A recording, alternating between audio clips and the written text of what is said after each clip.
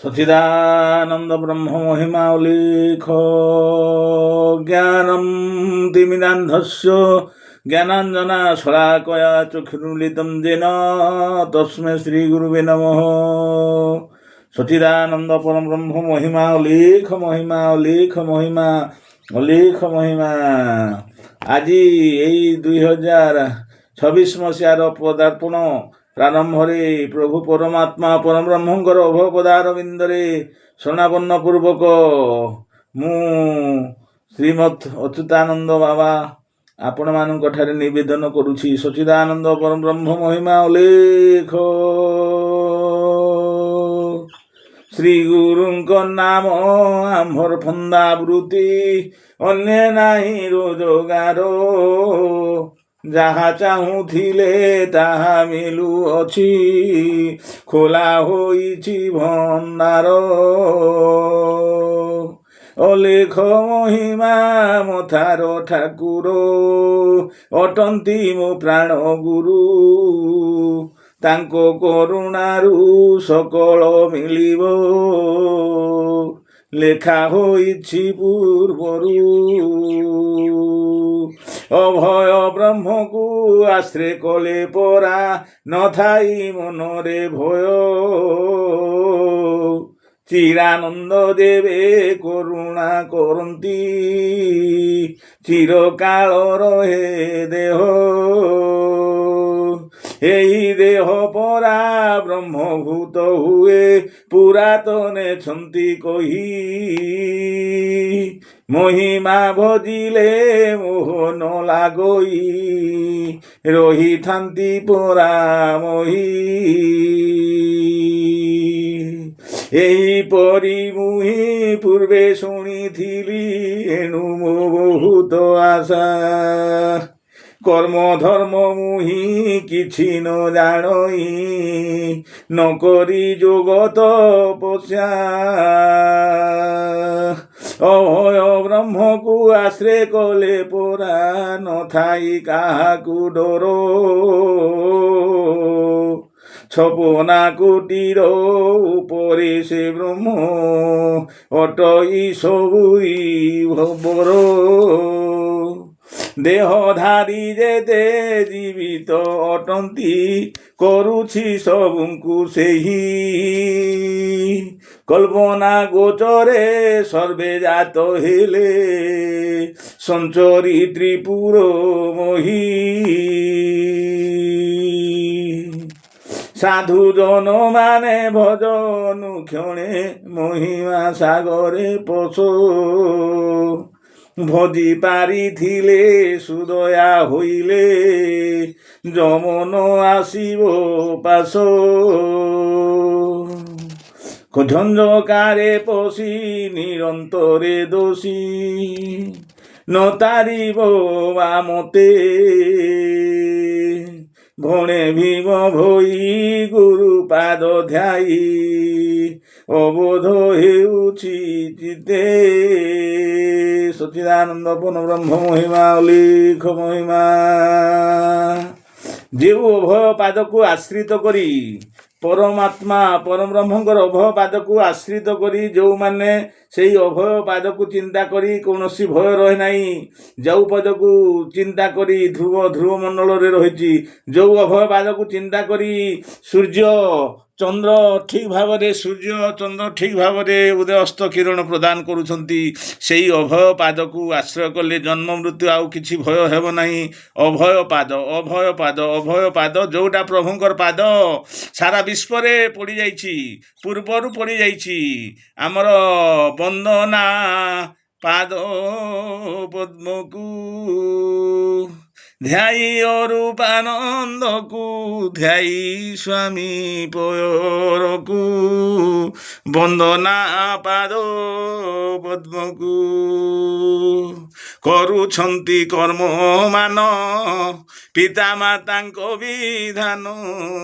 କରୁଛନ୍ତି କର୍ମମାନ, ପିତାମାତାଙ୍କ ବିଧାନ।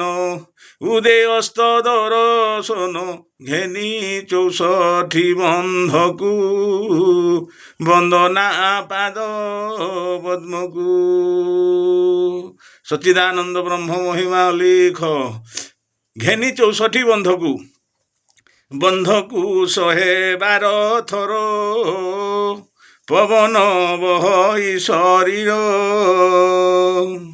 ବନ୍ଧକୁ 112 ଥର ପବନ ବହଇ ଶରୀର। ମନେ ରଖନ୍ତୁ, ଆମର ପ୍ରିୟ ସମସ୍ତ ଜଗତ ଭଗତ ଆବାଲ ବୃଦ୍ଧ ବନିତା ବାଳକ ବାଳିକା ପିତା ମାତା ଜ୍ଞାନୀ ମାନି ସାଧୁ ସନ୍ଥ ସମସ୍ତଙ୍କୁ ମୁଁ ଭୁଲ ଥିଲେ କ୍ଷମା ମାଗୁଅଛି। ଯେ ସାରା ବ୍ରହ୍ମାଣ୍ଡରେ ଭୀମ ଭୋଇ ପଦ୍ମକଳ୍ପରେ ଲେଖିଛନ୍ତି, ଆମର 52 ପୃଷ୍ଠାରେ ଦେଖିବେ, ବନ୍ଧକୁ 112 ଥର ପବନ ବହଇ ଶରୀର। ମାନେ ଗୋଟିଏ ବନ୍ଧରେ 112 ଥର ପବନ ବହୁଛି, ଅର୍ଥାତ୍ ଦିନ ଏବଂ ରାତିକୁ ମିଶାଇ 24 ଘଣ୍ଟା। 24 ଘଣ୍ଟାରେ 1440 ମିନିଟ୍, 86,400 ସେକେଣ୍ଡ ହେଉଛି। ଏତିକିରେ 21,600 ଥର ବାୟୁର ପରିଭ୍ରମଣ ହେଉଛି। ଇତି ତନ୍ମଧ୍ୟରେ ପିତାଙ୍କର ବିଧାନ 64 ଥର। ଆପଣ 112 ସହିତ 64 ଯଦି ଗୁଣିତ କରିଦେବେ ତାହେଲେ 7,168 ଥର ହେବ। ଟିକେ ଦେଖନ୍ତୁ, ଭୁଲ ଥିଲେ କ୍ଷମା ଦେବେ। ତାହେଲେ ମାତାଙ୍କର ବିଧାନ 72 ଥର, 72 ସହିତ 112 ଗୁଣିତ କଲେ 8,064 ଥର ହେଉଛି। ତାହେଲେ 8,064 ଥର ପିତାଙ୍କର ବିଧାନ ସହିତ ମାତାଙ୍କର ବିଧାନ ମିଶାଇ ଦେଲେ 15,232 ଥର ହେଉଛି। 21,600 ଥରୁ 21,600 ଥରୁ ଆପଣ 15,232କୁ କାଟିଦେଲେ ଯାହା 6,000 କେତେ ନା ରହୁଛି। ଏଇଟା ହେଉଛି ପରମାତ୍ମାଙ୍କର ବିଧାନ। ତେଣୁ ସେହି ଆତ୍ମା ଓଙ୍କାର ପରମ ପଦୁ ପିୟମ କରନ୍ଦ ମଧୁ କହେ ଭୀମ ଅରକ୍ଷିତ ଅତି ସ୍ୱାଦ ହେ ଅତି ସ୍ୱାଦ ହେ ଭାଗ୍ୟ ଥିଲେ ଧର ଧର ପଦ୍ମପାଦ ହେ। ସଚ୍ଚିଦାନନ୍ଦ ପରବ୍ରହ୍ମ ମହିମା ଲେଖ।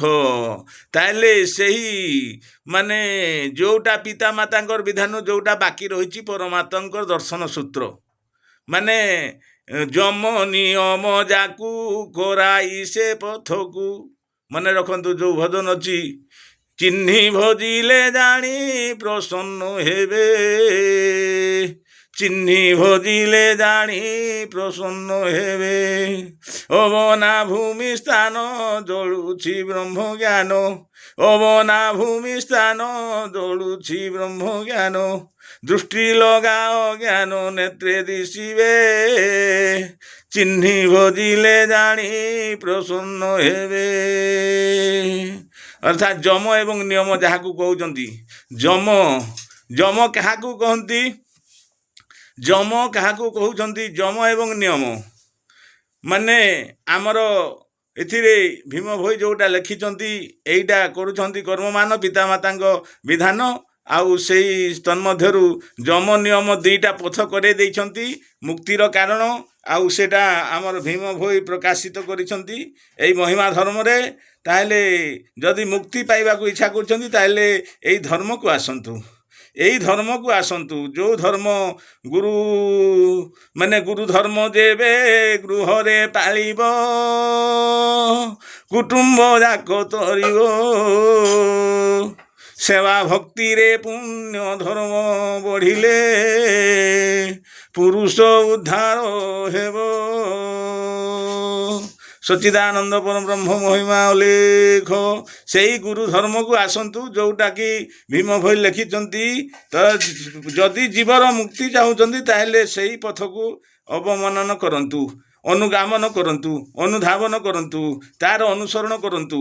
ଅଲେଖ ମହିମା। ହେ ଆମର ଉପସ୍ଥିତ ପିତାମାତା ଜ୍ଞାନୀମାନି ସୁଜ୍ଞାନୀ ପଣ୍ଡିତ ବର୍ଗ ମଣ୍ଡଳୀ, ଜଗତ ଭଗତ ଆବାଲ ବୃଦ୍ଧ ବନିତା ସମସ୍ତେ ହୋଇ ଏକମୁଖ ଡାକନ୍ତି ନାରାୟଣ ରଖ। ସମସ୍ତଙ୍କୁ ଏକତ୍ରିତ କରି ପ୍ରଭୁଙ୍କ ଠାରେ ସମର୍ପିତ ହେବା ପାଇଁ ଭୀମ ଭୋଇ ସମସ୍ତ ଭଜନର ମୂଳ କାରଣ କରିଛନ୍ତି। ଜଗତ ଭକତ ଜନ ଆସ ଲୋଡ଼ିବା ପ୍ରଭୁଙ୍କୁ, ଜଗତ ଭକତ ଜନ ଆସ ଲୋଡ଼ିବା ପ୍ରଭୁଙ୍କୁ। ଶ୍ରୀ ପୁରୁଷୋତ୍ତମେ ଜାଣ ଥିଲେ ଯେଉଁ ନାରାୟଣ। ସେ ପ୍ରଭୁ କାହିଁ ରହିଲେ, ସେ ପ୍ରଭୁ କାହିଁ ରହିଲେ ତେଜିଣ ତିନି ଦାରୁଙ୍କୁ। ଜଗତ ଭକତ ଜନ ଆସ ଲୋଡ଼ିବା ପ୍ରଭୁଙ୍କୁ। ଜଗତ ଭକତ ଜନ। ତାହେଲେ ହେ ଆମର ଜଗତ ମାନେ, ହେ ବାଲି ମାଟି ହ୍ରଦ ପଙ୍କ ପାହାଡ଼ ପର୍ବତ ନଈ ନାଳ ଯାହା ଅଛ ଏବଂ ଭକତ ମାନେ, ଜଣାଉଛି ମୁଁ ଯେ ଭକ୍ତି ଭାବ ରଞ୍ଜେ ଆହେ ଅଣିମା ଅନନ୍ତ। ତିନି ବ୍ରହ୍ମାଣ୍ଡରେ ଯେତେ ଜୀବ ଅଛନ୍ତି ସମସ୍ତେ ତୁମ୍ଭ ଭକତ। ମାନେ ଜୀବ ମାତ୍ର କି ଭକ୍ତ, ଜୀବ ହେଲେ ଉଦ୍ଧାର ହେଇଯିବ। ଯେଉଁ ନିର୍ଜୀବ ଅଛନ୍ତି, ଯେଉଁଟା ଯାହାଙ୍କର ଚାଲି ପାରୁନାହାନ୍ତି, କଥା କହି ପାରୁନାହାନ୍ତି, ବାଲି ମାଟି ହ୍ରଦ ପଙ୍କ ପଥର ପାହାଡ଼ ଘାସ ନଈ ନାଳ ନଦୀ ଇତ୍ୟାଦି ଯାହା ଦେଖୁଛନ୍ତି, ଏଇଟା ହେଉଛି ଜଗତ। ଏଇ ଜଗତକୁ ମୋ ଜୀବନ ପଛେ ନର୍କେ ପଡ଼ିଥାଉ ଜଗତ ଉଦ୍ଧାର ହେଉ। ସେ କହିଲେ ଯେ ଜୀବ ଦିନେ ମୁକ୍ତି ହେଇଯିବ, କୌଣସି ନା କୌଣସି ରୂପରେ ଜୀବ ମୁକ୍ତି ହେଇଯିବ। କିନ୍ତୁ ଯେଉଁଟା ଅଚଳ ବସ୍ତୁ ଅଛନ୍ତି ସେମାନଙ୍କ ପାଇଁ ଉଦ୍ଧାର, ଜଗତ ମାନଙ୍କୁ ଉଦ୍ଧାର କରିବା ପାଇଁ ମନେ ରଖନ୍ତୁ, ବୃକ୍ଷ ଯେଉଁ ଛାଇ ପ୍ରଦାନ କରୁଛି, ଫଳ ଦେଉଛି, ମାନେ ପତ୍ର ଦେଉଛି, ପୁଷ୍ପ ଦେଉଛି, ତା ଗଛ ତଳେ ଯେଉଁ ଆମେ ଆଶ୍ରିତ ହେଉଛି, ସେ କେବେ କହିପାରୁନାହିଁ ଯେ ତମେ ମୋ ଛାଇ ତଳେ ବସ ନାହିଁ, ମୋ ଫଳ ଖାଅ ନାହିଁ। ସେଇ ଯେଉଁ ରହିଛି ସେ ମଧ୍ୟ ପ୍ରଭୁଙ୍କୁ ପ୍ରାର୍ଥନା କରୁଛି। ତେଣୁ ତାଙ୍କର ପାଇଁ, ଏପରି ପଥର ପାଇଁ, ଏପରି ଘାସ ପାଇଁ ସେ ମାନେ ଭୀମ ଭୋଇ କହୁଛନ୍ତି ଯେ ଜଗତ ଉଦ୍ଧାର ପାଇଁ, ଜଗତ ଉଦ୍ଧାର ନିମନ୍ତେ ସେ ଏଇଟା ପ୍ରକାଶିତ କରିଛନ୍ତି। ସଚ୍ଚିଦାନନ୍ଦ ପରବ୍ରହ୍ମ ମହିମା ଅଲେଖ ଅଲେଖ ମହିମା ଶରଣ, ଅଲେଖ ମହିମା ଶରଣ। ଏଇଟା ଛଡ଼ ଗୋଟିଏ ଅକ୍ଷର, ଷଡ଼ାକ୍ଷର ମନ୍ତ୍ର ନୀତି ଘୋଷରେ ମାନସ ତରିବାକୁ ଥିଲେ ତୋର ଆସ। ମାନେ ଷଡ଼ାକ୍ଷର ମନ୍ତ୍ର ନୀତି ଘୋଷରେ ମାନସ ତରିବାକୁ ଥିଲେ ତୋର ଆସ। ଅଲେଖ ଅରେ ଅକାର ମରୁବାନନ୍ଦମ ଗାଧସ୍ୟ, ଲେରେ ଲିକାରମ୍ ଲୟତେ ଯୋଗିନମ୍, ଖରେ ଖଗାସନମ୍ ଶୂନ୍ୟମଣ୍ଡଳମ୍, ମରେ ମକାରମ୍ ବିନ୍ଦୁରୁ ପଞ୍ଚ, ହିରେ ହିକାରମ୍ କୁଣ୍ଡଳିନ ଭବେତ, ମା ଅକ୍ଷରରେ ମାକାରମ୍ ଜୀବ ଆତ୍ମାୟମ୍ ଇତି ମନ୍ତ୍ରମ୍ ଷଷ୍ଠାକ୍ଷରମ୍। ଏଇ 16ଟା ଅକ୍ଷର ମଧ୍ୟରେ ମାନେ ସମସ୍ତ ବର୍ଣ୍ଣନା କରି ଯାଇଛନ୍ତି। ଆପଣମାନେ କିଛି ନା କିଛି ପୁଙ୍ଖାନୁପୁଙ୍ଖ ଭାବରେ କିଛି ଯଦି ବୁଝିବାକୁ ଚାହୁଁଛନ୍ତି, ଆମର ଏଇ ଅଲେଖ ମହିମା ଧର୍ମର ସାଧୁ ଭକ୍ତ ସନ୍ଥମାନଙ୍କ ଠାରୁ ଅବମାନନା କରନ୍ତୁ ବା ଅନୁସରଣ କରନ୍ତୁ, ନା ବୁଝି ସନ୍ଦେହ ମୋଚନ କରିପାରନ୍ତି। ସଚ୍ଚିଦାନନ୍ଦ ପରବ୍ରହ୍ମ ମହିମା ଅଲେଖ। ଆରେ ମୂର୍ଖ ଭାଇ, ମାନି ସେବା କଲେ ସିନା ଜ୍ଞାନ ପାଇ। ଆରେ ମୂର୍ଖ ଭାଇ, ଆରେ ମୂର୍ଖ ଭାଇ, ମାନି ସେବା କଲେ ସିନା ଜ୍ଞାନ ପାଇ। ଆରେ ମୂର୍ଖ ଭାଇ, କୋଟି ବ୍ରହ୍ମା ବିଷ୍ଣୁ ଶିବ ଗଲେ, आप बड़ी मारे न पाइले। भाव भोले पड़ी भवे गले बुड़ी, भाव भोले पड़ी भवे गले बुड़ी, ब्रह्मे के लीन होई नहीं। आरे मूर्ख भाई, मानी सेवा कले सीना ज्ञान पाई। आरे मूर्ख भाई, समझदारो बालू इशारा काफिए। जो मैंने बुझी जाती बुझी पारुछंती। बाह्ୟରେ भूमिले किछि नाही मिले, घट भेदांतरे सर्व पाई। आरे मूर्ख भाई, मानी सेवा कले सीना ज्ञान पाई। आरे मूर्ख भाई, आजी आजी आजी हेउची 1 तारिख 1 मास 2026 मसीहा नूतन वर्षर प्रारंभरे आमर आमर परम पूज्य श्रीगुरु माने परम पूज्य गुरुदेव हेउचंती श्रीमद दाशरथी बाबा। तांकर अभव पदार बिंदरे पदार्पण समर्पण पूर्वक साष्टांग प्रणिपात पूर्वक मु यही महिमा धर्म विषय जो माने जो विषय किसी संदेह मोचन करने को चाहते ताहले मो सहित जोगाजोग करंतु। सच्चिदानंद परम ब्रह्म महिमाले गुरु सेवा फल चारि जुगे रहे अलप के नुहे क्षये सेवा मध्यरे प्रधान अटे सेहु सते पुरुषर जाए। सच्चिदानंद परम ब्रह्म महिमा लेख माने A+B+C whole square is equal to जेते जेमिति आपण समाधान करुले पाठ पढ़ला समय ठीक से ही परी आमर धर्मर सूत्र केवल गुरु भक्ति द्वारा हो पार कहीं माने गुरु सूत्र केमिति ने गुरु शोइबार परे शोइब गुरु उठिबार आगरू उठिब एटा प्रथम एटा रामायण रे माने बसी ऋषि जो थिले जे नहीं थिले राम एवं लक्ष्मण को माने से धनुभग्न निमंते से सूत्र पदार्पण करथिले। गुरु शिष्य हेउचंती पिता पुत्र गुरु शिष्य हेउचंती जीवर मुक्तिर कारण गुरु आगे शिष्य न कहिब जेबे काहीं पाइब सुबुद्धि सुदयारे गुरु सागर अटंती प्रत्यक्ष करुणा निधि। आपण माने जानिछंती आमर पश्चिमांचलर आमर श्रीमद पूज्य गुरुदेव जुलुन्ना महिमा आश्रम रे अवस्थान करिसंती। तांकर शरीर आदि वर्तमान असुस्थ अच्छी आउ से एई तांकर आलोकित पूर्व पश्चिम उत्तर दक्षिण सारा सारा ओडिशा वेस्ट बेंगल बिहार झारखंड रे पड़ी जाइछि। तांकर पद को अनुसरण करी मु मध्य से पथरे जीवा पाई इच्छा करुछि। परम पूज्य गुरुदेवंकर आशीर्वाद दरकार। सच्चिदानंद परम ब्रह्म महिमा लेख जहा तो देइछ सबु तो तुम्हरी मोहर तो किछि नाही जहाँ तो देइछ सबु तो तुम्हरी मोहर तो किछि नाही कि धन देई मु संतुष्ट करिबी आहे ब्रह्मांड गोसाई। सच्चिदानंद परम ब्रह्म महिमा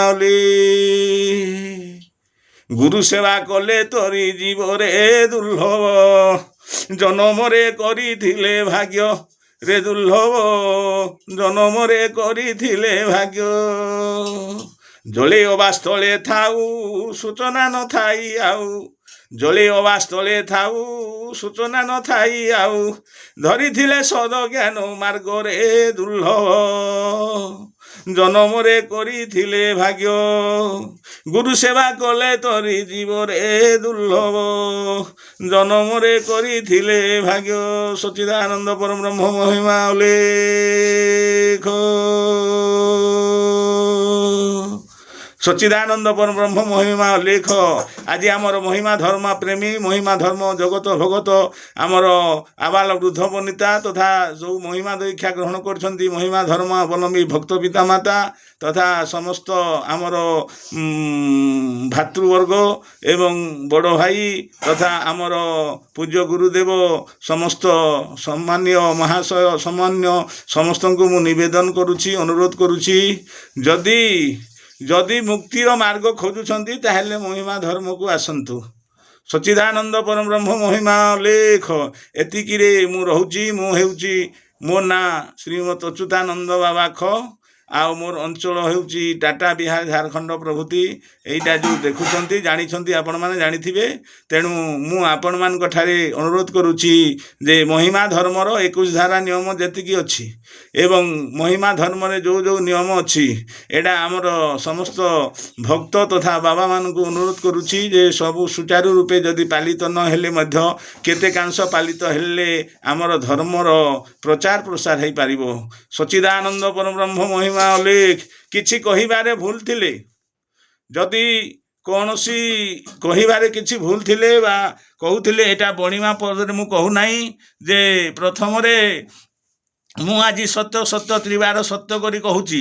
ପୃଥ୍ୱୀ ଆପ ତେଜ ବାୟୁ ଆକାଶ ଗ୍ରହ ନକ୍ଷତ୍ର ଅଧର୍ଧ ଦଶ ଦିଗ ପାଲ 33 କୋଟି ଦେବତା 56 କୋଟି ଜୀବ ଯେ ମୋର ଭୟ ଦି ଜଣକୁ ଥାଏ, ଗୋଟିଏ ଜନନୀ ଜନ୍ମଦାତ୍ରୀ ଜନନୀ, ଆଉ ଗୋଟିଏ ହେଲେ ପରମ ପୂଜ୍ୟ ଗୁରୁଦେବ। ଏତଦ୍ ବ୍ୟତୀତ କାହାକୁ ଭୟ କରିବା ନାହିଁ, ସେହି ପରମାତ୍ମା ଛଡ଼ା ଅନ୍ୟ କାହାକୁ ଭୟ କରିବା ନାହିଁ। ତାହେଲେ ଏଇଟା ସତ୍ୟ ସତ୍ୟ ତ୍ରିବାର ସତ୍ୟ କରି କହୁଛୁ ଯେ ଜୀବରିଦା ନାମରେ ଶରଣ ଅହିଂସା ପରମ ଧର୍ମ। ପ୍ରତ୍ୟେକ ମାନେ ଦେଶ ଦେଶ ରାଜ୍ୟ ରାଜ୍ୟ ଗ୍ରାମ ଗ୍ରାମ ଏପରିକି ଗଲି ଗଲି କନ୍ଦି କନ୍ଦି ଏମିତି ସମସ୍ତଙ୍କଠାରେ ପ୍ରଚାରିତ କରିବା ପାଇଁ ଆମେ ସତ୍ୟ କରିଛେ, ଧାମ ଏବଂ ଧର୍ମ ପାଇଁ। ତେଣୁ ଏଇ ଧାମ ଧର୍ମ ପାଇଁ ଏ ପିଣ୍ଡ ପ୍ରାଣ ଉତ୍ସର୍ଗ କରିଛେ, ମାନେ ଏଇ ପିଣ୍ଡକୁ ଆମେ ସମର୍ପଣ କରିଛେ। ଯୋ ସୋୟା ଓ ଖୋୟା ଯୋ ଜାଗା ଓ ପାୟା। ତେଣୁ ଆମର ଏଇ ସମର୍ପଣରେ କିଛି ତ୍ରୁଟି ଭୁଲ ଥିଲେ ନିଶ୍ଚୟ ଗୁରୁ ଦଣ୍ଡ ଦେବେ। ତାହେଲେ ଏଠି ସତ୍ୟ ସତ୍ୟ ତ୍ରିବାର ସତ୍ୟ କରାଯାଇଛି ଯେ ଯେତେ ଯେତେ ସାରା ବିଶ୍ୱରେ ଯେତିକି ନାରୀ ବର୍ଗ ହେଲେ ମା, ଆଉ ଯେତେ ପୁରୁଷ ବର୍ଗ ହେଲେ ବାପା। ଏଇ ମା ଏବଂ ବାପା ବ୍ୟତୀତ ଅନ୍ୟ କୌଣସି ଧର୍ମ ନାହିଁ, କିମ୍ବା କୌଣସି ଜ୍ଞାନ ନାହିଁ, କୌଣସି ଦେବାଦେବୀ ପୂଜା ପାଠ ଇତ୍ୟାଦି ନାହିଁ। ଯଦି ଚାହୁଁଛନ୍ତି ଏଇ ଧର୍ମମାନେ ଅନ୍ୟମାନେ ଯେଉଁ ଧର୍ମମାନେ କରିଛନ୍ତି, ଏଇଟା ଯେତେ ମନୁଷ୍ୟ ତିଆରି କରିଛି, କିନ୍ତୁ ପ୍ରକୃତ ସତ୍ୟ ତଥ୍ୟ ପୂର୍ବରୁ ଯେଉଁଟା ଅଛି ବର୍ତ୍ତମାନ ଅଛି ଆର ଭବିଷ୍ୟତରେ ରହିବ। ଯାହାର ସୃଷ୍ଟି ଉତ୍ପତ୍ତି ସ୍ଥିତି ପ୍ରଳୟ ନାହିଁ, ସେ ହେଉଛନ୍ତି ଅପାର ଅପରିବର୍ତ୍ତିତ ଅବିନାଶୀ ବ୍ରହ୍ମ ପରମାତ୍ମା ପରବ୍ରହ୍ମ, ଯାହାକୁ ଆମେ ଅଲେଖ ମହିମା ଷଡ଼ାକ୍ଷର ମନ୍ତ୍ରରେ ଆଖ୍ୟା ଦେଉଛୁ। ସଚ୍ଚିଦାନନ୍ଦ ପରବ୍ରହ୍ମ ମହିମା ଅଲେଖ। ଏଣୁ କ୍ଷମା କରିବେ, ମୁଁ ଏତିକିରେ ରହୁଛି। ସଚ୍ଚିଦାନନ୍ଦ ପରବ୍ରହ୍ମ ମହିମା ଅଲେଖ।